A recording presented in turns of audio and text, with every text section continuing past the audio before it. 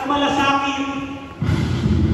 Katiyakan kahit sa oras ng pag-iisa, hindi niya tayo kailanman iiwan o pababayaan. Katiyakan sa ating banal na tadhana. At gaya ni Jesus sa kanyang huling lakas at hininga, naway masambitin natin ang buong pagtitiwala at katiyakan. Ama, sa mga kamay mo'y pinagkakatiwala ko ang aking espiritu.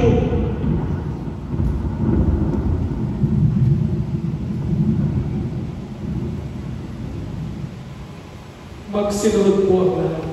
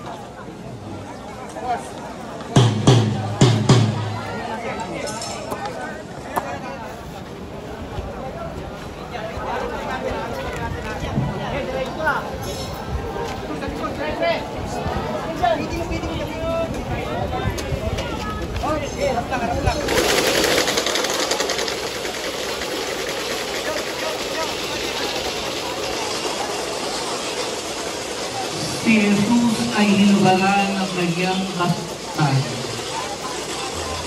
Kinuha nila ang kanyang kasuotan at pinaghatihan niya ng apat. Kinuha rin nila ang kanyang tunika. Ito'y walang tahi at hinabi ng buo mula sa itaas hanggang ibaba. Nag-usap-usap ang mga kawal. Huwag nating ulitin ito. Palaran na lamang tayo para malaman kung maino'y tumayupi. Nangyari ito upang matupad ang sinasaad ng kasulatan.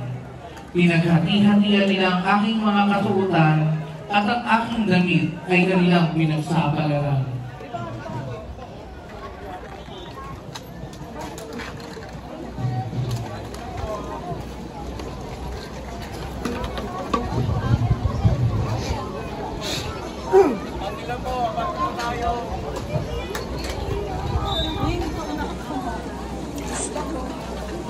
Lumisad mo yun.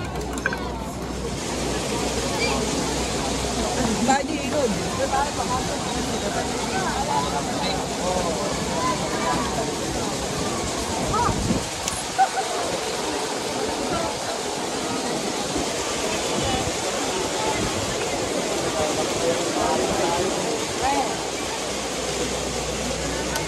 Ako na kumalapit yung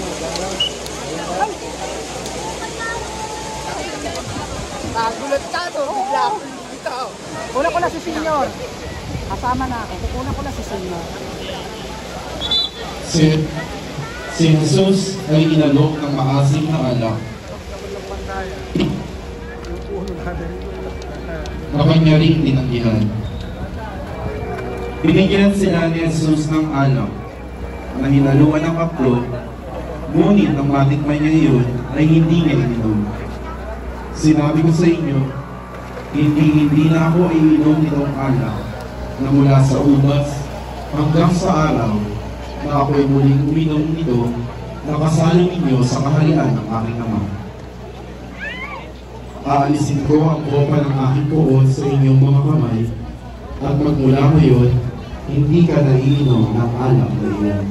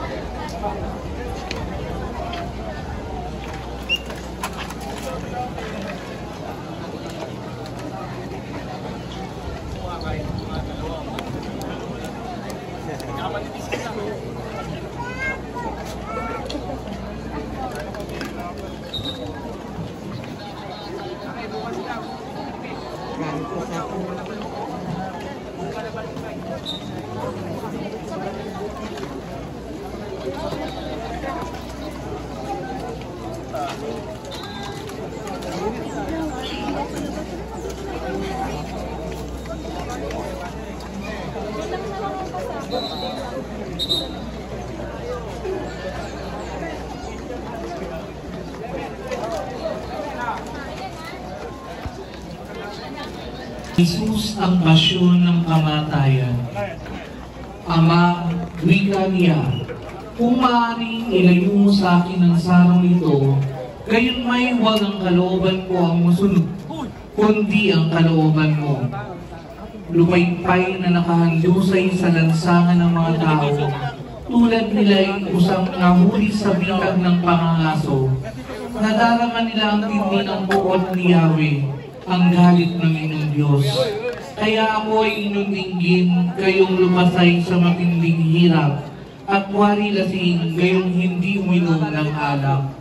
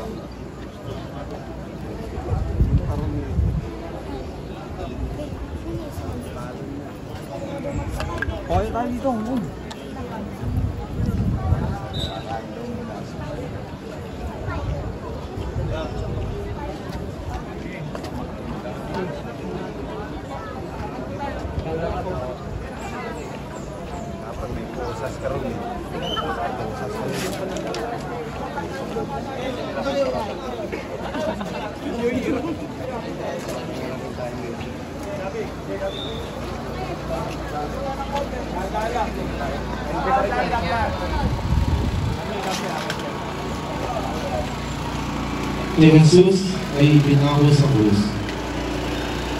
Kinuha nga nila si Jesus at lumabas siya na basa ng kanyang krus. Patungo sa lugar na kung tawagin Dako ng Magbubo, Golgotha sa wikang Hebreo. Pagdating doon, siya ay ipinako sa krus kasama ng dalawa pa. Isa sa gawing kanan at isa sa gawing kaliwa.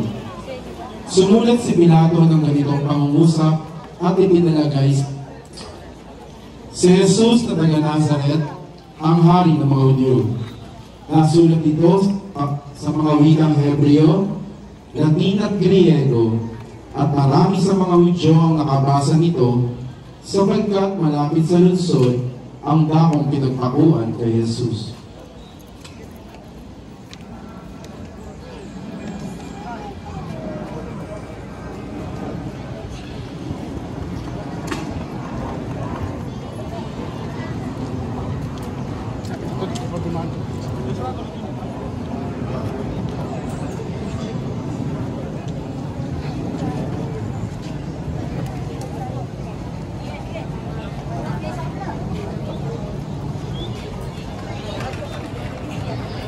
Ang krus ni Jesus ay ibinangon.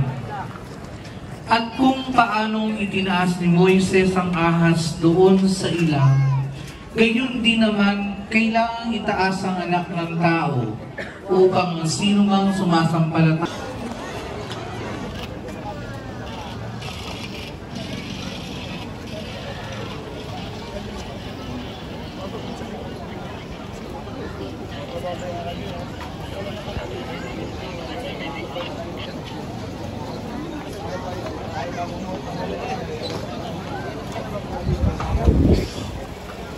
Unang wika. Ama, patawarin mo sila sapagkat hindi nila nalalaman ang kanilang ginagawa. Ang kasuotan ni Jesus ay pinagsapalaran. Isang pangkat ng salarin sa aking nakapaligid para akong nasa gitna ng mga asong ganid. Mga kamay at pa ako'y kanilang punit. Kitang-kita ang lahat ng aking mga buto, tinitingnan at nilalait ng mga kaaway ko. Mga damit ko'y kanilang sugalan at mga saplot ko'y pinaghati-hatian. At sinabi ni Jesus, Ama, patawarin mo sila sapagkat hindi nila nalalaman ang kanilang ginagawa. Sapagkat kusang loob niyang ibinigay ang sarili at nilasapang kaparusahan masasama, inako niya ang makasalanan, dinalangin na sila'y patawarin.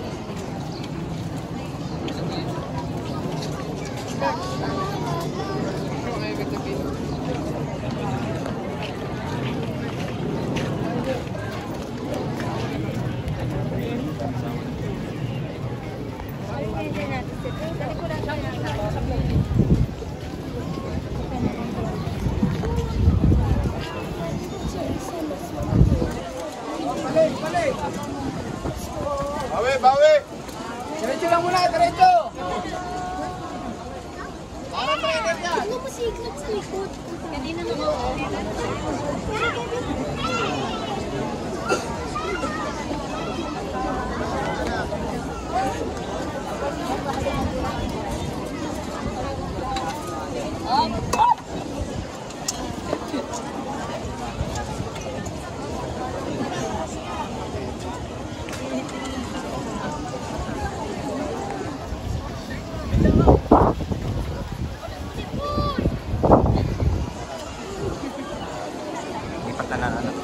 Ikalawang wika. Ngayon din, isasama kita sa paraiso. Inonsulto rin siya ng isa sa mga kriminal na nakapako sa krus. Di ba't ikaw ang Kristo? Iligtas mo ang iyong... Pero pinagsabihan ito ng isa pang kriminal. Wala ka bang sa Diyos? Ikaw na gayon din pagdurusa ang ditanas? At bagay ito sa atin, sapagkat tinanggap lamang natin ang nararapat sa ating mga ginawa. Ngunit wala naman siyang nagagawang masama. At sinabi pa niya, Jesus, alalahanin mo ako pagdating mo sa iyong kaharian. Sumagot si Jesus, talagang sinasabi ko sa iyo, sa araw rin ito, makakasama kita sa paraiso.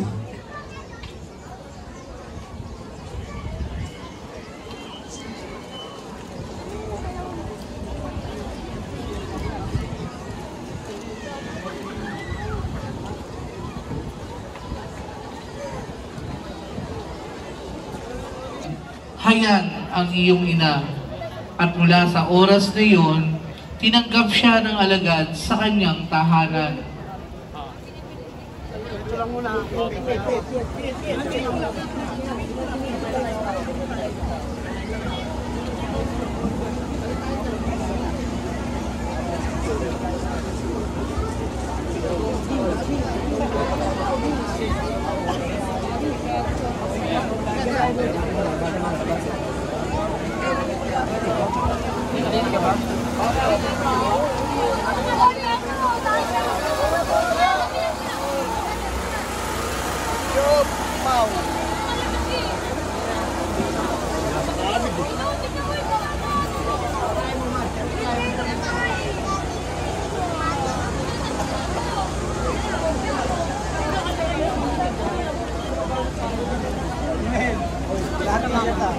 Ikaapat na wika. Diyos ko, bakit mo ako pinabayaan? Nagdilim sa buong lupain mula sa tanghaling tapat hanggang sa ikatlo ng hapon. Nang ikatlo na ng hapon, sumigaw si Jesus, Eloi, Eloi, lemna sabachthani. Na ang kahulugay, Diyos ko, bakit mo ako pinabayaan? Sumigaw ako ng saklolo, ngunit bakit di mo ako tinulungan? Araw-gabi tumatawag ako sa iyo. O Diyos, di ako mapanatag, di ka man lang sumasagot. Ngunit ako'y parang uod at hindi na isang tao. Hinahamak at pinagtatawanan ng kahit na sino. Pinagtatawanan ako ng bawat makakita sa akin. Inilalabas ang kanilang dila at sila'y pailing-iling. Sinabi nila, nagtiwala siya kay Yahweh, hayaang iligtas siya nito. Kung talagang mahal siya nito, darating ang kanyang saklolo.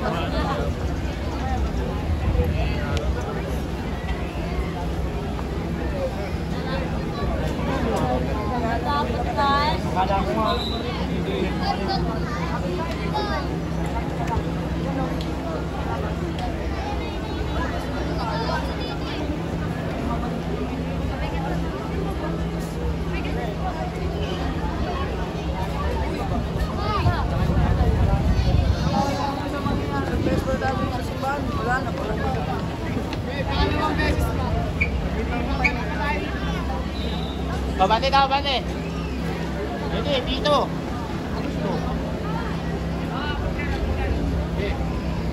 Ikalimang wika, ako'y nauuhaw.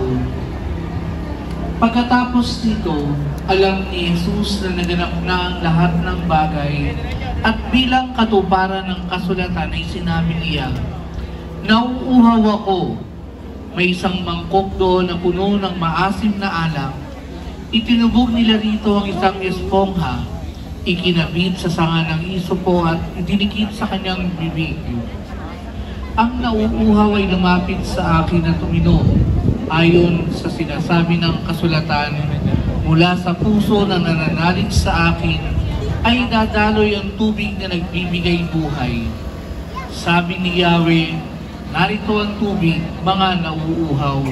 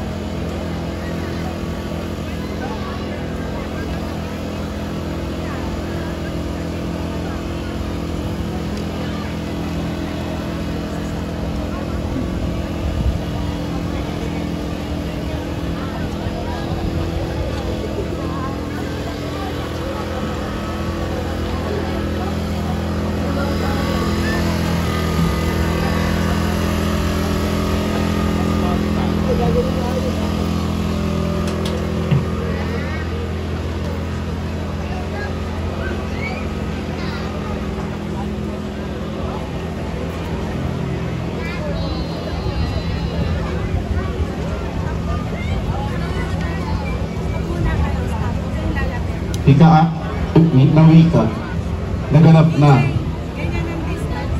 Pagkasipsip ni Jesus ng alak, sinabi niya, natupad na.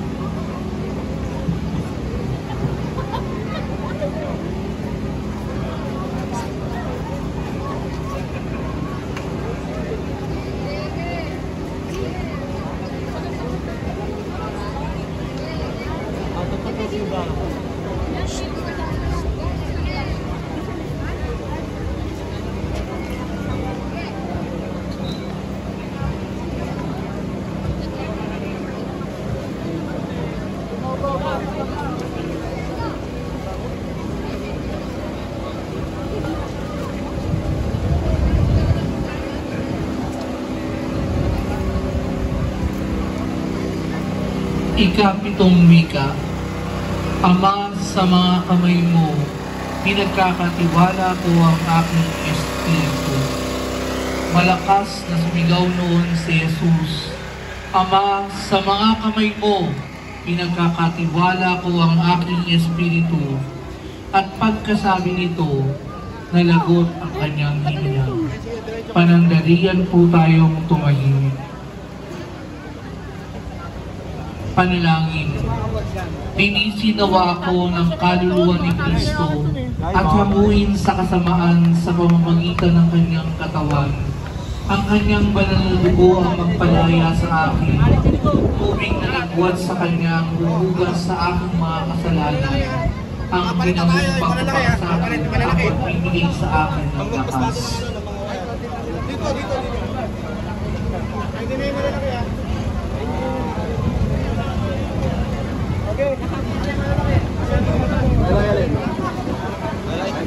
Pakikiraan niya ako.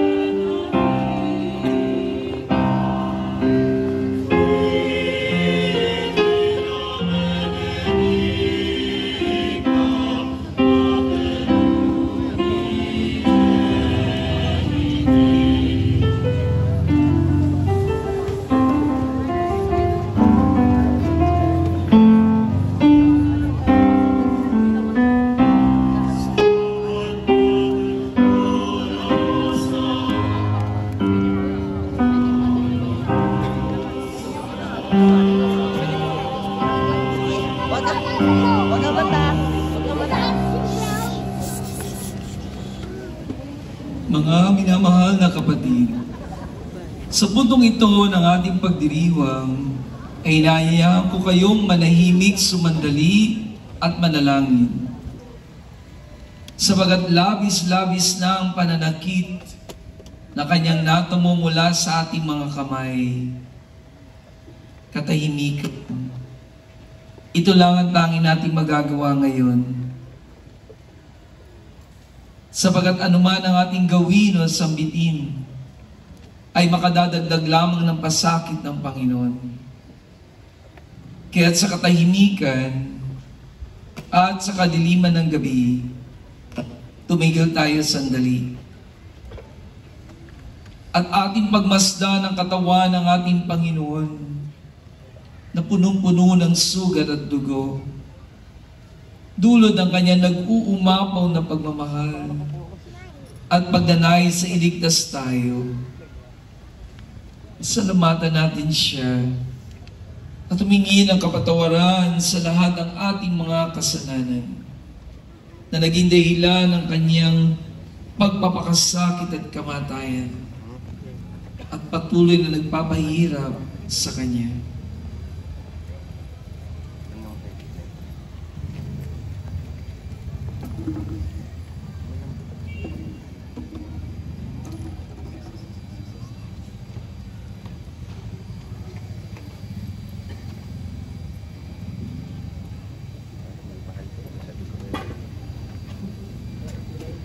Manalangin tayo.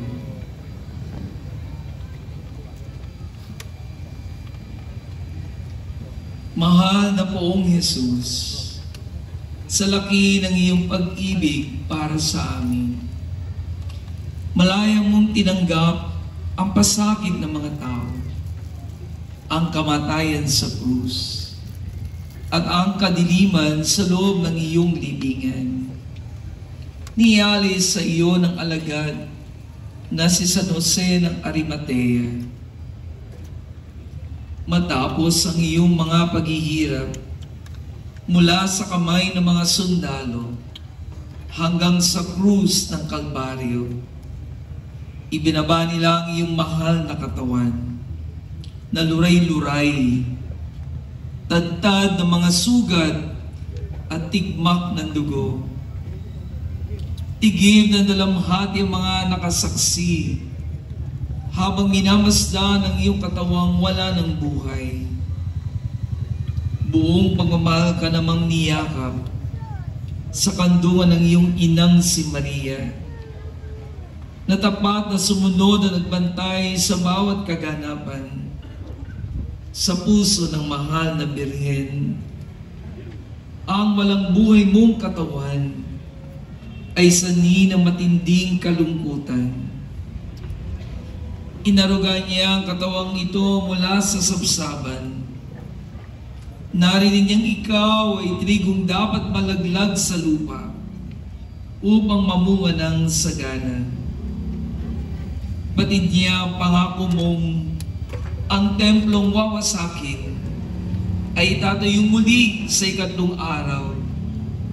Bagamat tigib ng kalungkutan, hinango ka naman ng Ama mula sa kadiliman at suminag sa iyo ang Espiritu Santo na nagbibigay buhay.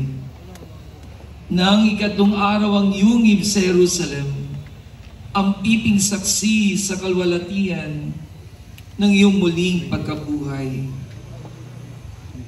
Dumaranas po kami ngayon ng mga pagsubok at suliranin sa buhay.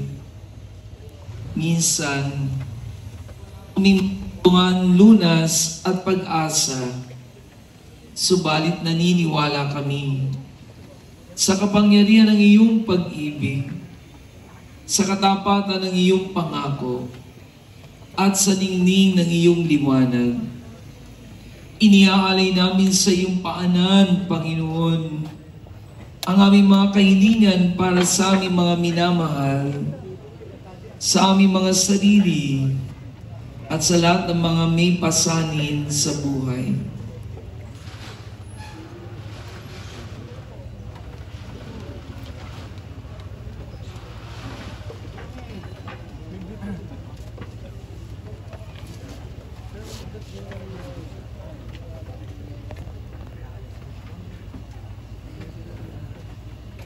Dalhin mo po mga kahilingang ito sa katahimikan ng iyong puso. Dalisay mo po ang aming mga ninanais sa bisa ng iyong sakripisyo para sa amin. Kung paano sa ikatlong araw, ikaw'y muling nabuhay, gayon din po naman iyong pagbigyan at tulungan kaming namamanata sa iyong harapan. Ang lahat ng ito ay aming dalangin kasama ni Jesucristo magpasawalang hanggan.